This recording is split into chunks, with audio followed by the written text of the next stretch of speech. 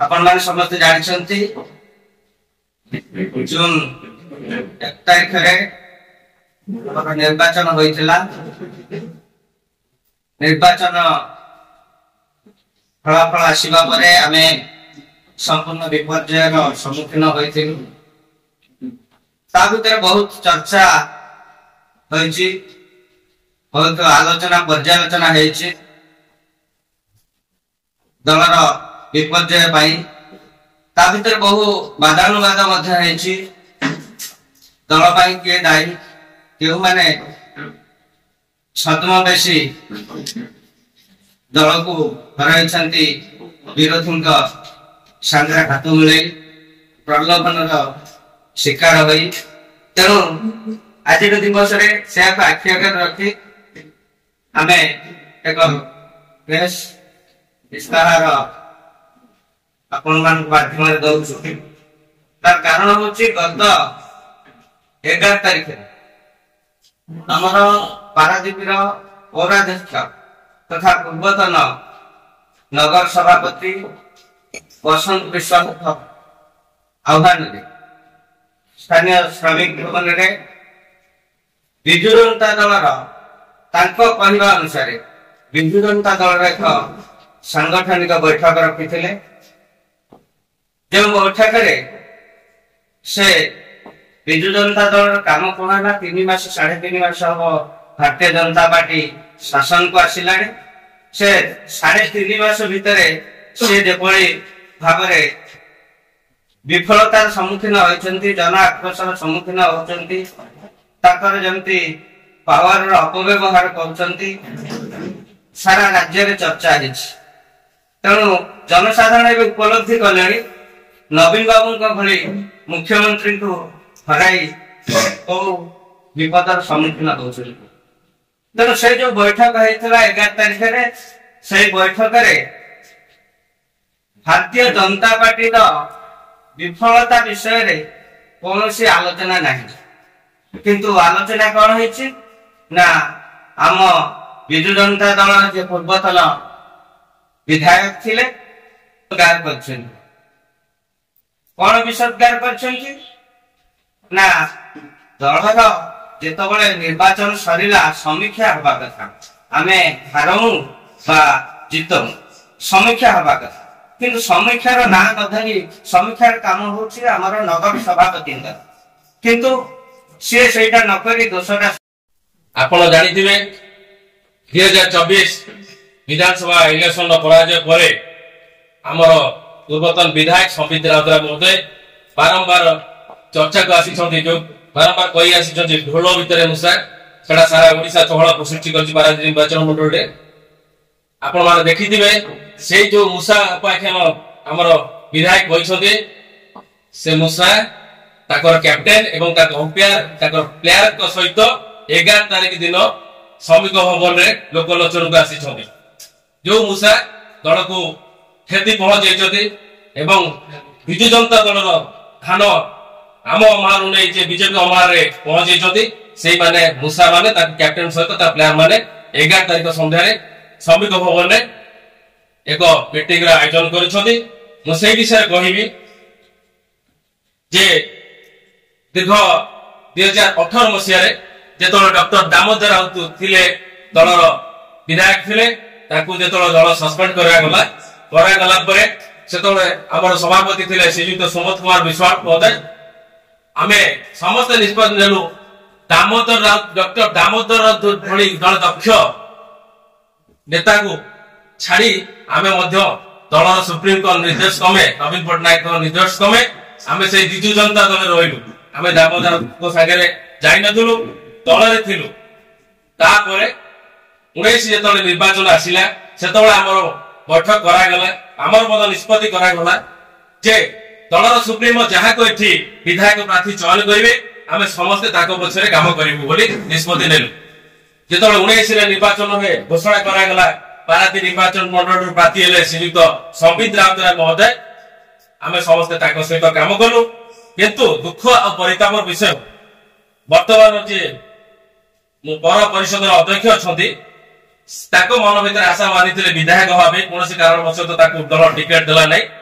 ସେ ସେଥିରେ ଅସହଯୋଗ କଲେ ଏବଂ ବାହାନା ଦେଖେଇ ସେ ଦିଲ୍ଲୀ ଗସ୍ତ କଲେ। 5 ଦିନ କାଳ ଦିଲ୍ଲୀ ପଳେଇଲେ।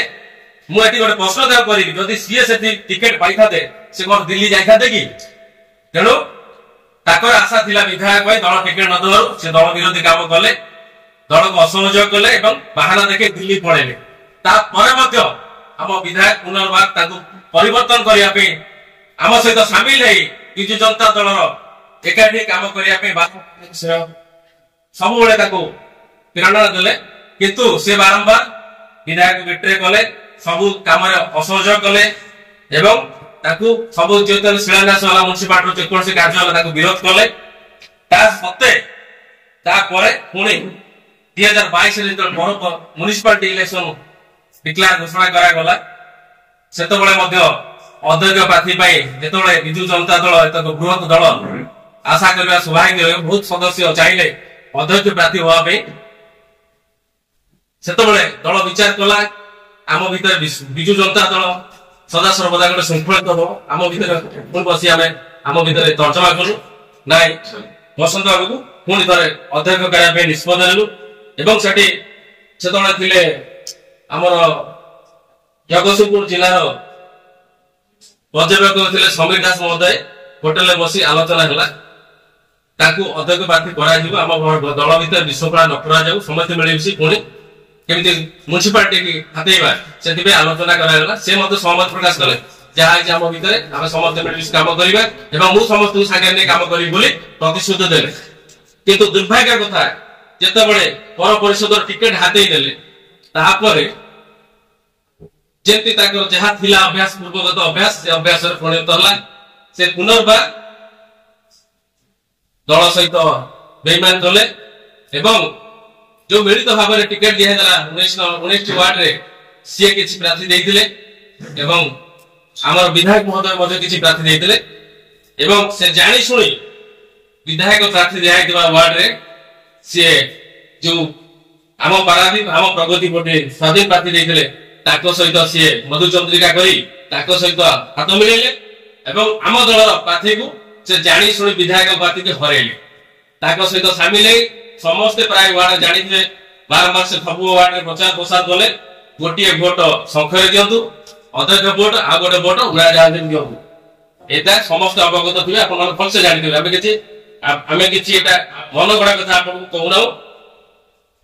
ତାପରେ ତାଙ୍କ ମନ ବୁଝିଲା ନାହିଁ। ତାପରେ ଯେତେବେଳେ ଉପାଧ୍ୟକ୍ଷା ଇଲେକ୍ସନ ହେଲା, ଜାଣିଥିବେ 19ଟି କାଉନ୍ସିଲର ଥିଲେ, 3 ଜଣ ବିଜେପି କାଉନ୍ସିଲର ଭୋଟରୁ ବାହାରି ଗଲେ, ଭୋଟ ଦେଲେ ନାହିଁ। 16 ଜଣ କାଉନ୍ସିଲର ଭୋଟ ଦେଲେ, ସେଥିରେ ବିଜୁ ଜନତା ଦଳର 7 ଜଣ ପ୍ରାର୍ଥୀ ଥିଲେ ଏବଂ ଆମ ପାରାଦୀପ ପ୍ରଗତିର 8 ଜଣ ଥିଲେ, କଂଗ୍ରେସ ଜଣେ ଥିଲେ। କଂଗ୍ରେସ ତାଙ୍କ ସହିତ ରହିଲେ 9ଟି ଭୋଟ ହବା କଥା, କିନ୍ତୁ ଦୁର୍ଭାଗ୍ୟ ଏବଂ ଲଜ୍ଜାଜନକ ଘଟଣା, ସେଠି ଆମ ପାରାଦୀପ ଆମ ପ୍ରଗତିର 2 ଖଣ୍ଡ ଭୋଟ ହେଲା ଉପାଧ୍ୟକ୍ଷ, ସେ ତାଙ୍କ ହାତକୁ ନେଲେ ଏବଂ ସେ ଖଣ୍ଡ ଭୋଟ ଗଲା ଆମ ବିଜୁ ଜନତା ଦଳ। ଗୋଟେ ରୁଲିଂ ପାର୍ଟିର ଭୋଟ ଯାଉଛି ସ୍ୱାଧୀନ ପ୍ରାର୍ଥୀ କି, ଆଠୁ ବଡ ଦୁଃଖ କିଛି ନାହିଁ। ଏବଂ ତା ଦେହରେ ସମ୍ପୂର୍ଣ୍ଣ ହାତ ବାରିଶ କରିଛନ୍ତି ଆମର ଅଧ୍ୟକ୍ଷ ବସନ୍ତ ବିଶ୍ୱାଳ ମହୋଦୟ।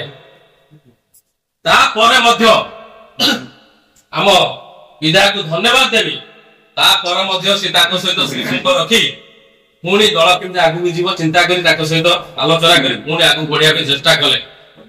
ତାପରେ ପୁଣି ନିର୍ବାଚନ ଆସିଲା, ବିଧାନସଭା ଇଲେକ୍ସନ ଆସିଲା 24, ତାଙ୍କ ମନ ଭିତରେ ପୁଣି ସେ ଆଶାବାଦ ଦେଇଥିଲା ଯେ କି ପୁଣି ବିଧାୟକ ହେବେ ବୋଲି। ଦଳ ପୁଣି ବିଧାୟକ ପ୍ରାର୍ଥୀ ଭାବେ ସମ୍ବିତ ରାଉତରାୟଙ୍କ ଧର୍ମପତ୍ନୀ ଗୀତାଞ୍ଜଳି ରାଉତରାୟଙ୍କୁ ପ୍ରାର୍ଥୀ କଲା। ଯେତେବେଳେ ପ୍ରାର୍ଥୀ କଲେ ତାଙ୍କ ସହିତ ଆଲୋଚନା ହେଲା, ସବୁ ହେଲା, ସେ ହଁ ମାରିଲେ ଦଳକୁ ସହଯୋଗ କରିବେ ବୋଲି। କିନ୍ତୁ ତଥା ପୂର୍ବଂ ତଥା ପରଂ, ପୁଣି ଏଇ ଆଧାରରେ ସେ ପୁଣି ବିଜେପି ସହିତ ହାତ ସାଲିସ କରି ତାଙ୍କର ଦଲାଲଗିରି କରି ବିଜେଡି ଭୋଟକୁ ବିଜେପି କି ଟେକିଦେଲେ, ଯାହା ଫଳରେ ସମ୍ପୂର୍ଣ୍ଣ ଭାବେ ଏଠି ଦଳ 15,000 ଉର୍ଦ୍ଧ୍ୱ ଭୋଟରେ ପରାଜୟ ବରଣ କଲା। ସେଥିପାଇଁ ମଧ୍ୟ ବସନ୍ତ ବିଶ୍ୱାଳ ସମ୍ପୂର୍ଣ୍ଣ ଭାବେ ଦାୟୀ।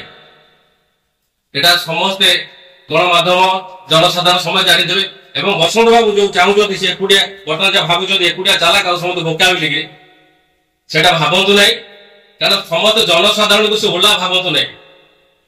ଆଜିକାଲି ସମାଜରେ ସମସ୍ତେ ସଚେତନ, ସମସ୍ତେ ଜାଣିଛନ୍ତି ଏବଂ ସେ ଯୋଉ ଭଦ୍ରମୁଖା ସାଜି ଲୋକଙ୍କୁ ଭୁଆ ବନଉଛନ୍ତି ସେଟା ବନ୍ଦ କରନ୍ତୁ।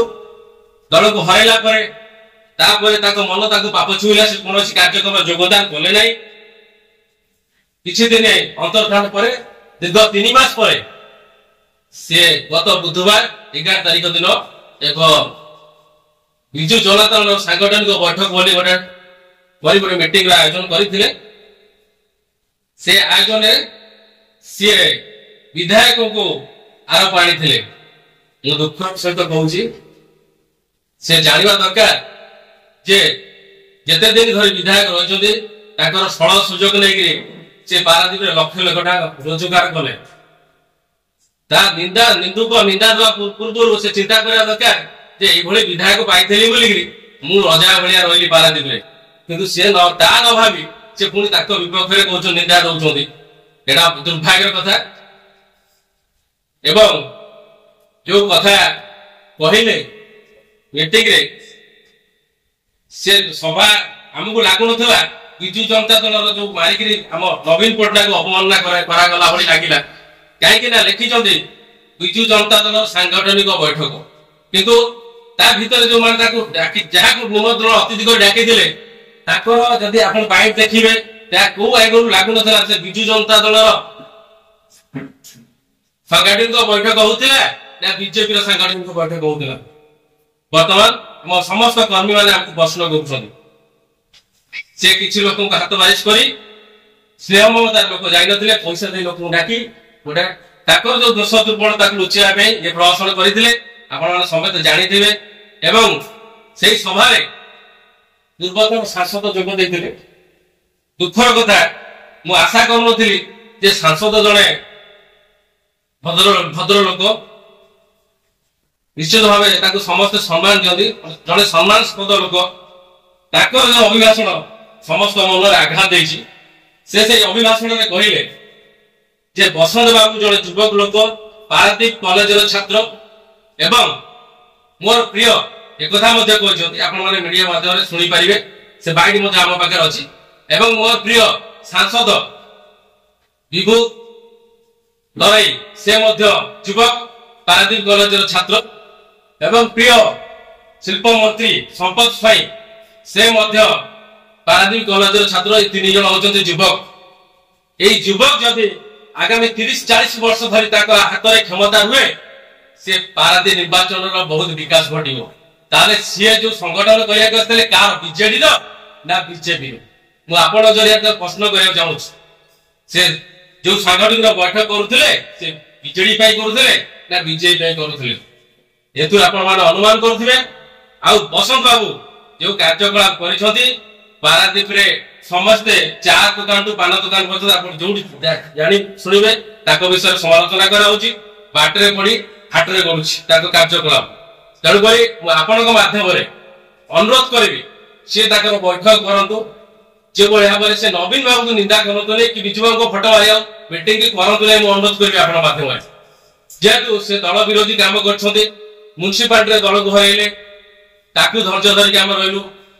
ସେ କେବଳ ନବୀନ ପଟ୍ଟନାୟକ ବୋଲିକିରି ଯେ ଧୈର୍ଯ୍ୟ ଧରିଛନ୍ତି, ଯେ ଆଉ ଯୋଉ ଦଳ ଥାନ୍ତେ ସେ କେବେଠୁ ବହିଷ୍କାର ହେଇ ସାରନ୍ତାନି ମୁଁ ଭାବୁଛି।